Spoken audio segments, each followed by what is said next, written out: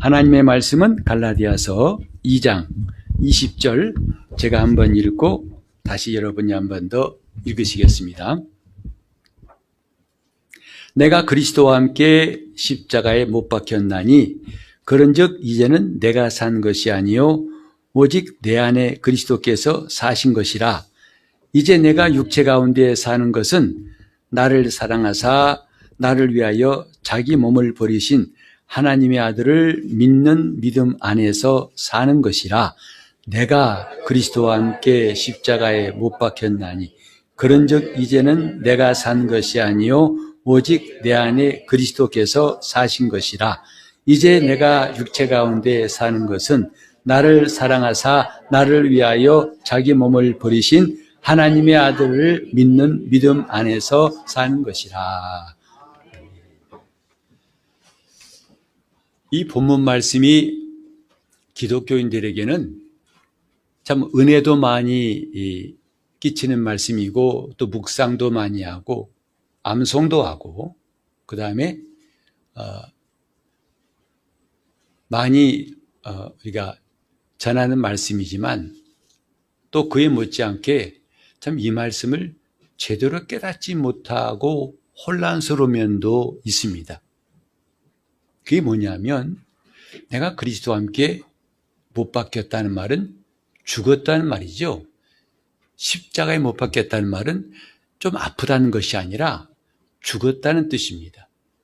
그런데 뒤에 보면 내가 산 것은 그랬어요.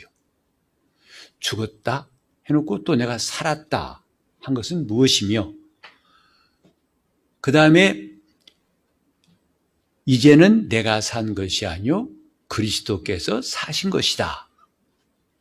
인간의 이성으로 본다면 정말 복잡한 말씀처럼 보일 수 있어요. 이건 이런데 왜 이건 저렇지? 왔다 갔다 하고 나중에는 아예 덮어두자. 이거 뭐 꼭 구태여 머리 아프게 할 필요 있어? 덮어두고 꾹꾹 눌러두고 넘어가는 경우도 있죠. 하지만 이건 그렇게 꾹꾹 눌러둘 말씀이 아닙니다. 왜냐하면 너무나 중요한 말씀이에요. 이제 안경 쓰신 분들은 느끼잖아요. 안경 도수가 맞으면 참 힘들어요. 보기가 힘들어요. 얼른 고쳐야 됩니다. 운전할 때도 앞에 이 뭐가 끼면은 운전이 안 되죠. 빨리 이걸 특히 비 오는 날 에어컨은 안 되고 문 닫고 운전할 때 종종 그런 일이 막 닦느라고 정신없어요. 앞에 시야가 안 보이는 것은 굉장히 답답하고 때로는 위험한 일이 있는 것처럼 오늘 이 말씀은 우리 영적인 시야를 밝게 하는데 꼭 필요한 말씀이기 때문에 잘 좀 우리가 이 말씀을 묵상했으면 좋겠습니다. 우리는 예수 믿는 사람들, 예수를 믿고 거듭난 성도들입니다. 구원받은 사람이란 것은 거듭났다는 뜻이에요. 이게 따로따로가 아니라 한 가지입니다. 구원받은 사람, 곧 거듭난 사람. 거듭났다는 말은 뭐냐면 다시 났다는 거죠. 영으로 났다는 것이고 위에서 났다는 뜻이고 하나님께로부터 났다는 뜻이다 이 말이죠. 육신으로 난 것이 아니라 영으로 난 것이다. 지금 우리는 이런 말씀들을 들으면서 저 꿈결에 듣는 것처럼 막연하게 들을 것이 아니라 이건 현실보다 더 중요한 문제라는 것을 알아야 됩니다. 내가 거듭났다는 말은요, 그 전제가 뭐냐면 난 죽었다는 걸 전제로 해야 됩니다. 예수님이 부활하셨을 때에 그 부활은 반드시 그가 죽음을 경험하신 다음에 가능한 게 부활이에요. 거듭났다는 것도 마찬가지죠. 그냥 거듭났다는 말로 우리가 그렇게 개념적으로만 인정하는 것이 중요한 게 아니라 그 앞에 중요한 사건이 있어요. 그게 뭐냐면 죽었다 이 말이죠. 죽은 다음에 다시 거듭난 거예요. 그러면 죽은 게 뭐냐? 내 옛사람이 죽은 것이다 이 말이죠. 내 옛사람이 죽었다는 것은 하나의 관념이 아니라 실제 사건인 것은 예수님이 십자가에 죽으신 것만큼이나 내 옛사람이 죽은 것은 분명한 사실이에요. 예수께서 십자가 달리실 때에 그는 십자가에 고난당하실 아무 죄가 없는 분이세요. 그러나 그가 우리 죄를 간섭하시고 우리 죄를 짊어지신 순간부터 그는 죄인처럼 죽음을 당하셨을 때, 그가 십자가에 죽으실 때 그와 함께 우리 옛사람도 십자가에 못 박혀 죽은 겁니다. 내가 옷 입고 있다가 어떤 창에 찔렸다 합시다. 그러면 나만 찔린 게 아니라 옷도 찔린 거고 다 찔린 거죠. 마찬가지로 예수님이 십자가에 죽으신 것만큼이나 분명한 게 뭐냐면 옛사람, 다시 말해서 하나님 없이 하나님과 분리돼 가지고 내 육신의 종노릇하며 하나님과 원수되었던 그 사람이 죽었다. 예수와 함께. 이것을 복음을 듣고 받아들인 사람은 그분의 은혜로 거듭나게 하셨어요. 그래서 거듭났다는 말은 바로 새 생명을 얻었다는 뜻입니다. 여러분, 생명이 뭐고 새 생명이 뭘까? 참 이것을 인간의 이성으로 본다면 복잡하고 혼란스럽고 어지럽습니다. 그래서 우리가 성령님의 도우심이 꼭 필요한 것이고, 성령으로 이 말씀을 들으면 명쾌해요. 너무나 확실해요. 새 생명이라고 하는 것은 이전의 생명이 아니다 이 말이죠. 어떤 생명이냐? 하나님의 생명을 내가 받은 것을 말합니다. 그것이 거듭난 거예요. 이건 다시 말하면 내 영에 하나님의 성령이 임하셔서 그 생명으로 내가 살게 된 것이지요. 이걸 거듭났다고 한 것입니다. 같이 해볼까요? 거듭난 사람.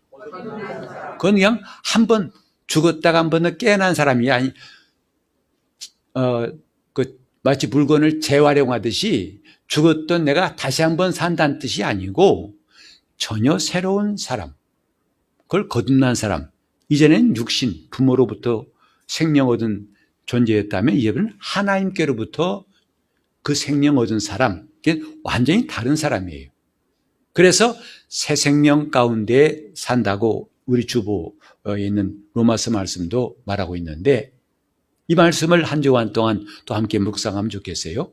새 생명 가운데 살게 하셨다는 것은 뭔가 새로운 생명, 천사들의 생명 이 정도가 아니라 하나님의 생명을 우리에게 주셨다 이 말이죠. 그래 그 생명으로 우리가 살게 하신 것, 이 거듭난 사람이란 뜻이에요. 우리는 이미 알고 있어요. 사람은, 나는 영과 혼과 몸으로 되어 있다는 것. 영, 혼, 몸으로 되어 있다는 것을 성경은 말하고 있는데, 주의할 건 뭐냐면 이걸 나누란 말이 아니에요. 영 나누고 혼 나누고 몸 나누란 말이 결코 아닙니다. 셋으로 되어 있음, 세 기관으로 되어 있음을 알라는 것이지, 어떤 게 중요하고 어떤 게 별로 안 중요하고 무엇이 진짜고 가짜고 이게 아니라 다 나예요. 나는 영혼, 몸 세 기관으로 되어 있다 이 말이죠. 근데 이건 나눌 수 없어요. 마치 하나님은 성부와 성자와 성령 각각이 인격이시고 하나님이시지만은 나눌 수 없기 때문에 삼위 하나님은 하나이시다라고 말하는 거예요. 그처럼 우린 영혼, 몸으로 되어 있지만 나눌 수가 없습니다. 그래서 심지어는 부활할 때에, 우리 주님 오실 때 우리가 부활할 때 몸의 부활도 왜 필요하냐? 몸까지 있어야 사람이에요. 우리는 보통 극단적으로 생각하면요, 육체 쓸모없어, 맨날 죄나 짓고, 내 늙으면 병원 가기 바쁘고 골치 아파, 빨리 떼버려야겠어. 이건 잘못된 생각입니다. 우리는 몸도 필요하다 이 말이죠. 그러나 이 땅에 있을 때는 하나님이 육의 몸을 주셨고, 이 다음에 하늘에 갈 때는 신령한 몸을 주신다. 이게 몸의 부활이에요. 그래서 거듭 말씀드립니다만 우리는 영, 혼, 몸으로 된 존재예요. 어느 하나 나눌 수가 없어요. 그래서 구분하지 않고 구별하자 이 말이죠. 딱딱 구분하지 말고 구별하자. 그러면 영은 뭐냐? 영은, 자, 우리 이런 말 한번 생각해 봅시다. 자아의식체란 말 한번 들어보신 적 있나요? 자아의식체. 이걸 한번 좀 영혼 몸과 비교해서 말씀드릴게요. 그래, 자아라는 것이 바로 영이에요. 내가 누구라고요? 영이에요. 그래서 나의 본질이 뭐예요? 영적 존재예요. 그래서 자아는 영이고, 그 다음에 이 자아를 의식하는 존재가 혼입니다. 그래서 혼이 없으면 자아를 의식할 수가 없어요. 우리도 가끔가다 그러잖아요. 아, 혼났네. 또 의식을 잃었네 그러잖아요. 그게 뭐냐면 잠깐 내가 존재하지만 존재하지 않는 것처럼 된 상태예요. 몰라요. 깜빡 잊었어요. 전혀 기억이 안 나요. 그처럼 이 자아라는 것은 혼을 말하는 거예요. 그래서 혼이 있어야만이 자아를 의식하는 거예요. 그리고 그 자아를 나타내는 게 몸이에요. 내 감정이 어떻고 내 생각이 어떻고 난 이제 뭐 하려고 하고 그걸 드러내는 거죠. 우리가 보통 그러잖아요. 저 사람 마음은 도무지 알 수가 없어. 그렇죠. 말을 해야 알잖아요. 행동해야 알잖아요. 그렇게 나타내는 것이 있어야 한단 말이죠. 그래서 영, 혼, 몸, 자아, 의식, 체라고 생각하면 참 좋겠어요. 그게 인간이에요. 나라는 존재다 이 말이죠. 그래서 내가 거듭났다는 것은 내 본질이 바뀐 거예요. 내 자아가 죽었던 자아가 산 거예요. 혼이 죽었다 산 게 아니고 자아가 죽었다 산 것이다 이 말이죠. 그래서 잃었던 생명 다시 찾은 것입니다. 저는 210장 찬송 부를 때마다 늘 마음에 걸리는 부분이 뭐냐면 내 죄 사함 받고서 예수를 안 뒤 그다음 뭐죠? 나의 모든 것 다 변했네. 거기 지나갈 때면 자갈밭이에요. 되게 마음이 불편해요. 왜? 난 다 변한 것 같지 않은데 나의 모든 것 다 변했네. 너 지난번에 죄 지었잖아. 나의 모든 것 다 너 지금 뻔뻔스럽다. 아주 그 가사는 그래서 좀 안 부르고 싶어요. 넘어가고 싶더라 이 말이죠. 왜? 변한 것 같지를 않아요. 근데 변했대요. 변했다고 했다가 안 변했다고 했다가 참 헷갈린다. 그래서 어떤 분은 그래요. 목사님 말씀은 참 헷갈려요. 왜요? 어떤 때는 이것이라 했다가 어떤 때는 저것다 했다가 어떤 때는 살았다고 했다가 어떤 때는 죽었다고 했다가 어느 쪽이 진짜입니까? 그래요. 아유, 그 혼란스러운 거 이해합니다. 그러기 때문에 성령 받으셔야 됩니다. 그랬어요. 성령 받지 않고는 이게 다 늘 여러분 그 3D 입체 영화 보신 적 있나요? 지금 저는 옛날에 봤어요. 홍길동인가 뭔가 봤었는데 극장들한테 이런 안경을 줘요. 이렇게. 그 안경 쓰고 봐야지 그거 보고 보면 화면이 제대로 안 보입니다. 보신 분은 벌써 반응이 오는데 안 보신 분들은 뭔 소리야. 그런 것도 있었나 하는데 역시 경험해 봐야 돼요. 그 경험해야 박수 치고 맞아 그러지. 그래서 이 3D 영화라는 것은 그렇게 안경을 써야만이 제대로 화면이다 붙여가지고 입체 막 툭 튀어나오고 놀래잖아요. 지금 하나님 말씀도 성령의 감화 감동이 있어야만이 3D 영화를 안경 쓰고 보듯이 선명히 들리는 것이지 안 그러면 뭐야 영화관이 왜 이래 돈 비싸게 주고 하는데 화면이 뿌연 게 아니죠. 우리는 하나님 말씀이 영이요 생명이라는 말씀도 참 이성으로는 이해하기 어렵습니다. 그래서 대개 보면 말씀을 받았다면서 뭐냐면 말씀에는 지식과 정보를 받은 거지 그 말씀이 무슨 뜻이냐면 그 말씀에 대해서 들은 것이지 그 말씀 자체를 잘 모르는 경우가 허다합니다. 이게 다 영적 생활이 좀 초점이 안 맞은 거예요. 돌아와 가지고 내가 거듭났다. 완전히 변한 거예요. 아니 가끔 내가 죄를 짓잖아요. 그 죄를 짓는 것은 그 다음 주에 말씀드리게 또 튀어나오려고 그래요. 다음 주간에 자세히 말씀드리는데 내가 죄를 지었단 말은요. 아니 어떻게 다 변했다면서 그리스도인이 죄를 짓습니까? 이게 굉장히 큰 그리스도인 갈등이잖아요. 여러분 예수 믿으면서도 좀 엉뚱한 일을 하는 사람들 많잖아요. 나중에 드러나면 부끄럽고 창피하고. 그러니까 아까 말한 대로 나의 모든 것 다 변했네. 거짓말하고 있네. 냅다 이 속에서 검사가 고소해요. 자기 양심이 고소한다 이 말이죠. 자, 잘 들어보세요. 나라는 자아는 변하지 않, 본질은 거듭남으로 바뀌지 않습니다. 그런 다음에도 우리는 얼마든지 죄를 지을 수 있는 것은 성경에 말했잖아요. 야고보가 말한 것처럼 두 마음을 품은 자들아 그랬어요. 내 본질은 완전히 변화됐지만 혼은 아직도 왔다 갔다 한다는 거 많이 들으셨을 거예요. 곧 그리스도 안에 거하여 말씀대로 살다가 어느 순간만 되면 또 부지런히 불이 나게 외출해가지고 엉뚱한 짓을 하고 있어요. 육신의 종로를 타면서 육신의 생각과 육신의 감정으로 그게 나인 줄 알고 그렇게 살다가 또 어느 날 회개하면서 얼른 돌아와가지고 주님 나 이렇습니다 하고 합니다. 자, 이때에 나라는 본질이 왔다 갔다 한 게 아니라 내 혼이 이쪽에 속했다가 저쪽에 속했다 한 것이라 이 말이죠. 하나님께서 거듭난 성도가 어느 순간에 죄를 지었다고 해서 너 오늘부터 구원 취소야. 거듭난 거 취소야. 이건 정말 성경을 오해한 겁니다. 따라합시다. 본질은 이미 변했다. 내 영이 구원받은 것이다 이 말이에요. 그게 본질이 변했다는 말은 내 영이 구원받은 걸 말하는 거예요. 오늘부터 여러분 자신 있게 찬송 부르세요. 나의 모든 것 다 변했네. 내 본질이 완전히 변했어요. 내 속사람은 완전히 변했어요. 그러나 때로 실수하고 허물 가지고 죄 짓는 것은 다음 주에 말하겠지만 내가 아니요 내 속에 가는 죄인이라 하는 말씀이에요. 바울이 왜 그 말씀했는지 자세히 그날 다음 주에 또 들어보시기 바랍니다. 지금 우리는 이게 온통 3D 영화 보는 것보다 또 혼란스럽게 영적 생활이 너무나 복잡해요. 그러니 이랬다 저랬다 자기 봐도 한심해요. 그러나 내 안에 말씀이 들어오면 빛이 들어와서 어둠이 사라지고 모든 게 선명하게 보이는 것과 똑같이 우리가 성경 속으로 들어가면 놀라운 일들이 생기게 된다 이 말이죠.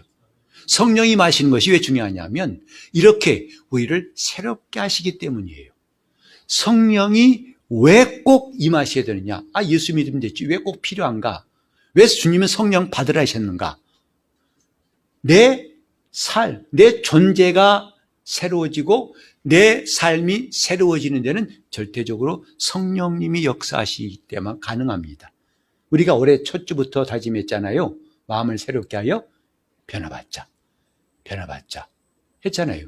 근데 지금 6개월 지나면서 많이 변화되셨습니까?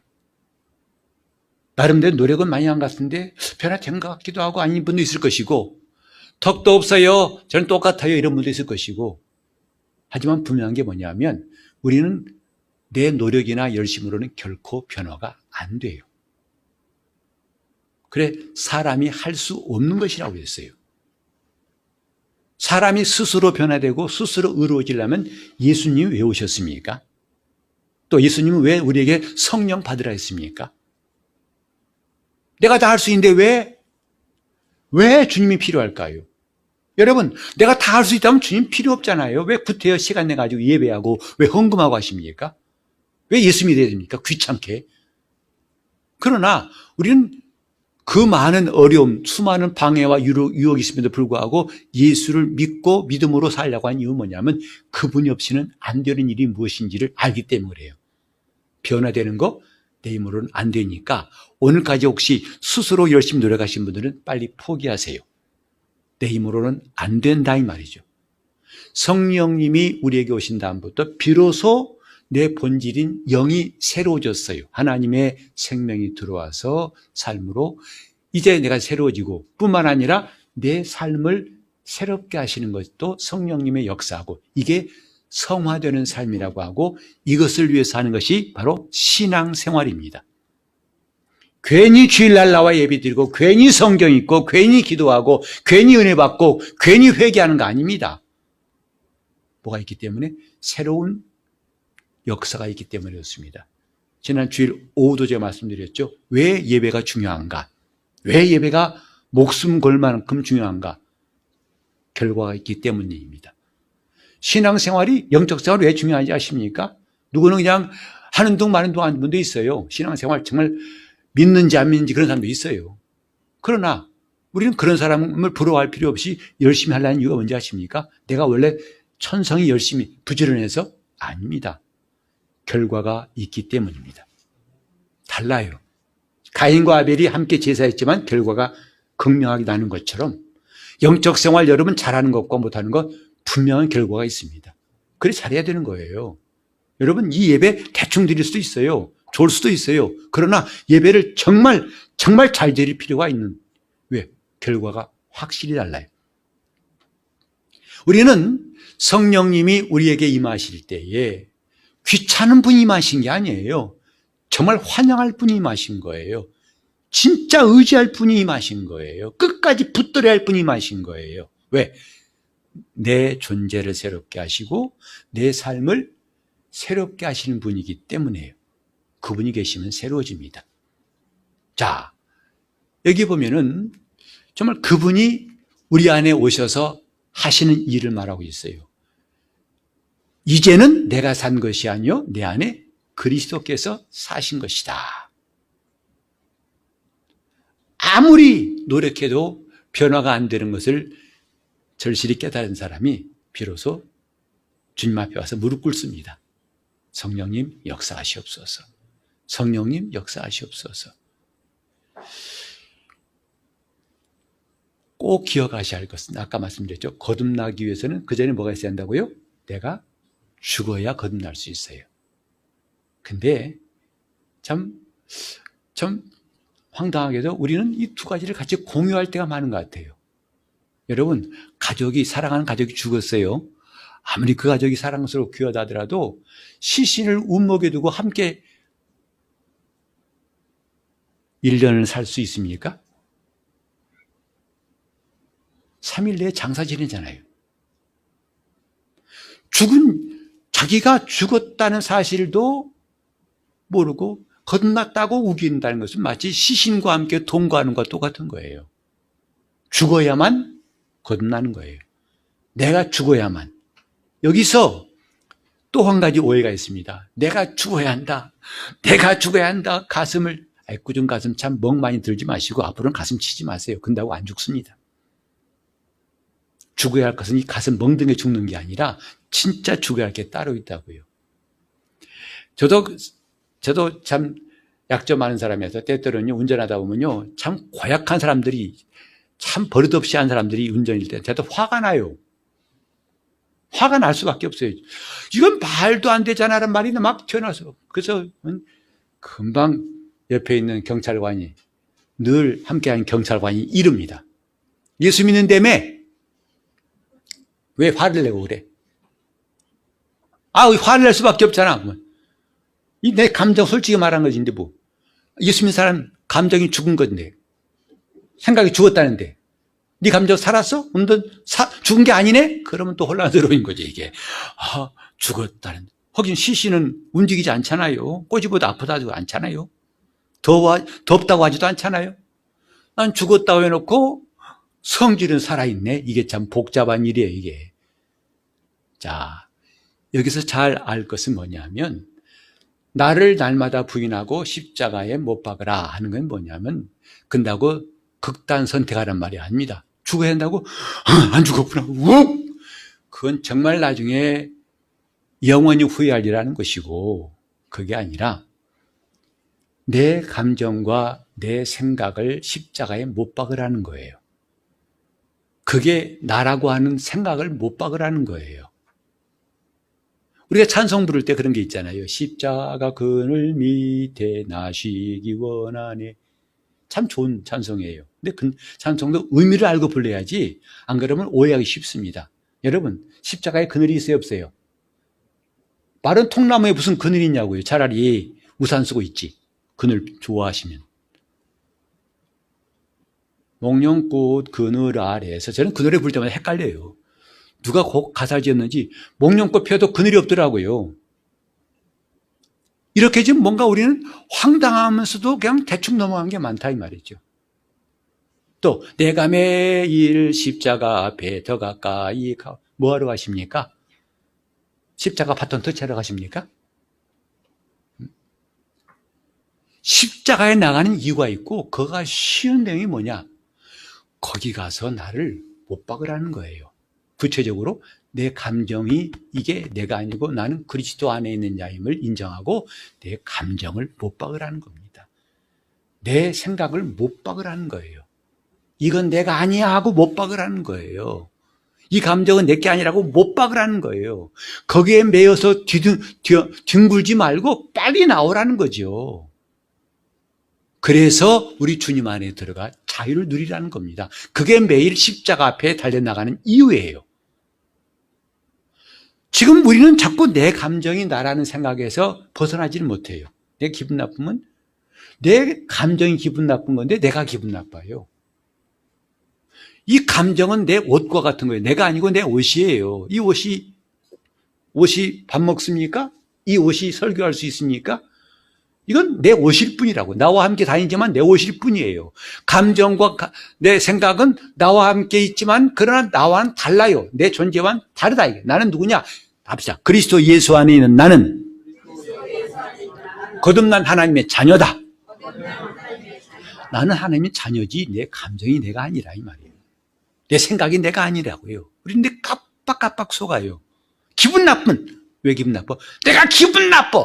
아니, 내 감정이 기분 나쁜 거야. 그 기분 나쁜 감정은 내가 철수하라고 하고 퇴거시키면 돼. 내가 그리스도 안에 있으면 이건 나와 아무 관계없어 하고 우리는 그때그때마다 내 생각과 감정을 십자가에 못 박는 게 중요하다 이 말이에요. 그게 바로 이제 산 것은 내가 아니요 내 안에 그리스도께서 사신 것이라는 내용을 말하고 있어요. 즉 내가 산 것은 내가 아니다 하니까 왜 자꾸 헷갈리게 자기를 또 이렇게 부인하나? 그럼 내가 죽어야 되나? 뭘 어떻게 죽을까? 이게 아니라 거듭난 나는 그리스도 안에 있는 사람이고 이제 나의 주인은 우리 주님이시다. 나는 그의 종이다. 종은 자기 의지를 주장하지 않습니다. 종은 주인의 의지를 따를 뿐이에요. 그것도 입이 튀어나왔다는 게 아니라 너무 기뻐서 주인의 뜻과 늘 함께하는 것이 너무 익숙해서 주인을 따르는 게 종이에요. 불평하는 종은 오래 그 집에 있지 못하죠. 도망가든지 쫓겨나든지 할 겁니다. 그러나 우리가 그리스도 안에서 내가 주님이 나의 주인이시고 종이란 말은 불평이 많지만 따르는 게 아니라 기뻐서 그것이 좋아서 하는 것이다 이 말이죠. 그러니까 그리스도 안에 있는 것이 얼마나 좋은지를 한번 설명해 볼까요? 여러분 천국 가고 싶으시면 아멘 하세요 하면 다 아멘 하겠죠. 여러분 수고를 덜어드리겠습니다. 다 천국 가고 싶을 거예요. 근데 막상 그럽니다. 목사님 천국 가서 뭐해요? 그거 하면 늘 예배하고 늘 찬송 하고 지겨워. 일주일에 한 번 예배 나온 것도 지겨운데 그거 하면 사시사철 맨날 찬송하고 맨날 예배하는데 목 쉬겠다. 이런 사람은 아마 천국 가도 금방 초퇴할 거예요. 왜? 지겨워 어떻게 살아요? 이거 맨날 계속 속죄함 이것도 한 번이지 내 주 예수 목사님 아유 이제 저는 안 갈랍니다. 그럴 분이 계실지 몰라요. 근데요 솔직히 말해 전 천국이 어떤 곳인지 잘 몰라요. 목사님 그런 말하면 돼요? 돼요. 난 성경에 말한 만큼은 아는데 그 이상은 모르겠어요. 다시 말해 천국의 24시 어떤 것입니까? 몰라요. 그건 24시간도 없어요. 하지만 분명히 한 게 뭐냐면 이 땅에서 이미 하나님 나라를 누리게 하신 것은 알아요. 그건 성령 안에서 의와 평강과 희락입니다. 이걸 경험한 사람은 천국을 사모해요. 첫째로 의, 하나님이 의롭다 하심을 경험하는 것이 천국이에요. 나를 의롭다 하신 분이 계시다. 우리는요 하나님의 정죄만 무서운 게 아니라 남이 나를 정죄하는 것도 끔찍하지만 더 끔찍한 게 뭐냐면 자신이 자기를 정죄하는 것이죠. 자기 양심이 정죄하는 것. 아까 말했잖아요. 계속 남들은 아무도 없는데도 자기가 스스로 정죄합니다. 그게 바울이 말했잖아요. 자기의 옳다는 바로 자기를 책하지 않은 사람은 복이 있도다.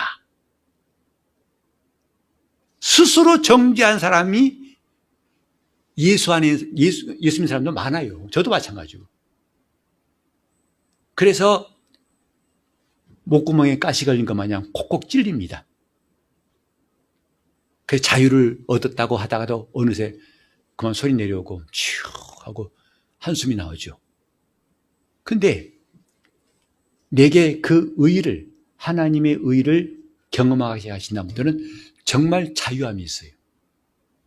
내가 죄사함 받았다는 이 자유함, 이것을 더 이상 머리로 알지 않고 내가 느끼다 보니까 정말 자유를 느껴요.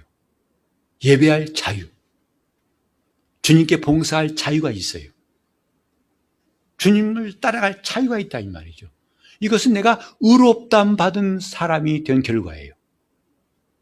의롭다함 받, 같이 해봅시다. 나는 의롭다함 받은 사람. 의롭다 하신 이는 하나님이시니 누가 우리를 정죄하리요 그랬어요. 이 성도의 첫 번째 하늘나라 특징이에요.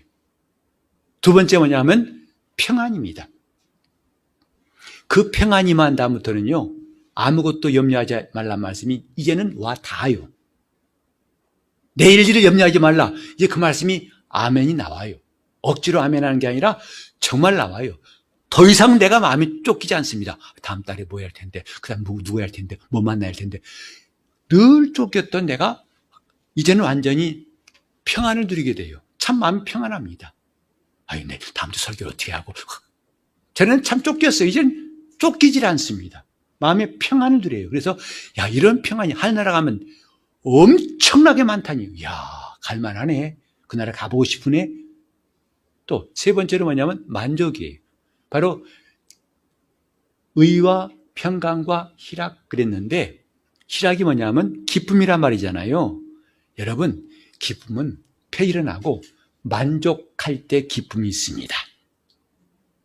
여러분, 다 왜 지금 답답하고 만족이 없어요. 먹어도 만족이 없고, 봐도 만족이 없고, 자도 만족이 없고, 가봐도 만족이 없고, 사이판 가고 몰디브 가봐도 만족이 없어. 낙원 같은지, 지상 낙원 가봤더니 만족이 없어요. 보아도 만족이 없고, 들어도 만족이 없어요. 또, 만족이 없으니, 늘 불평만 나오는 거예요. 저 사람 왜 맨날 저 모양이야? 원래 그 사람 원래 그 모양이었어요. 남들은 괜찮이 지나는데 왜 너만 콕콕 걸려가지고 저 사람 왜 코가 저 모양이고 입이 원래 저 사람 나온 걸 왜 자꾸 판단하냐고요. 다 뭐냐면 여기 뭐 있어요? 불만이 있어 그래요. 불만. 만족이 없어요. 근데 만족이 있으니까 판단하질 않아요. 곧 그 사람 있는 그대로 보게 돼요. 저 사람 원래 커. 아니, 근데 어떻게 할까요? 당신이 키워줬어? 근데 괜히 그거 가지고 시비 걸거든요. 크면 큰 대로 만족해요. 만족하니까 기쁨이 있더라, 이 말이죠. 그게 하늘나라예요. 의와 평강과 희락이 있는 하나님 나라. 그걸 이 땅에서부터 일찍이 성령 안에서 경험하게 하셨어요. 그때는 나를 주장하지 않습니다. 그때는 내가 아니오란 말이 실감나요. 내가 아닌 걸 딱 경험하니까 그때부터 하나님 나라의 의와 평강과 희락이 넘쳐나요.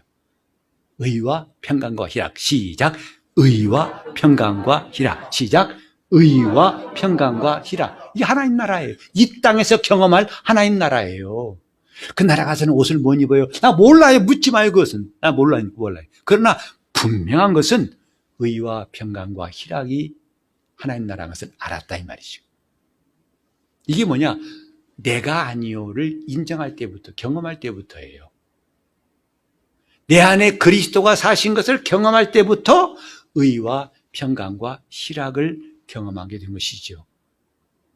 여러분, 내가 죽어야 주님이 일하십니다. 그런다고 스스로 목숨 끊지 마세요. 자기 생각을 못 박으세요. 그리고 여러분, 가끔가다 어려운 일이 생기면은, 예컨대 사고가 났어요. 갑자기 가족들이 사고 나서 다쳤어요. 또, 문제가 생겼어요. 그때 우리는 대뜸 무슨 생각 들어요? 어떻게 하지? 어떻게 하지? 이거 어떻게 하지? 이게 누가 들잖아요. 근데 그 어떻게 하지 앞에는 괄호 열고 뭐가 빠졌어요? 내가 어떻게 하지? 내가가 들어있어요. 그 내가 때문에 주님 안에 들어갈 수가 없는 거예요. 내가가 살아있기 때문에 우리는 예수 믿는답시고 하면서 늘 고통 중에 지내고 있어요.